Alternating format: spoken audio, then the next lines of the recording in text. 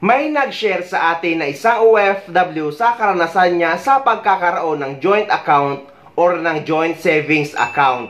Eto guys, ang account na dalawa ang account holder na madalas ino-open ng magpartner, magnobya, magnobyo at lalong-lalo na ng mag-asawa. At ang nag-share nito ay isang kababayan nating OFW na lalaki na bumalik na sa ibang bansa. At meron nga silang joint savings account ng kanyang nobya para sa iniipon nilang pagpapakasal at planong bilhing house in lot. At kampante nga siya dahil nga joint savings account ito.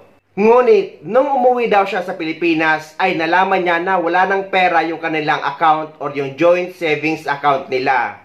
At napaamin niya ang kanyang nobya na nagalaw nga nito ang pera na inipon nila.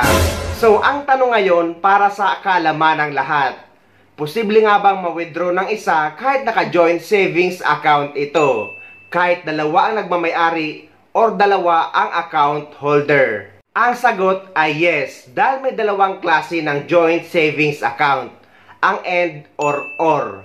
Dahil guys, kapag AND ang pinili nyong joint savings account, ay makaka-withdraw lang kapag may pareho kayong perma sa withdrawal slip.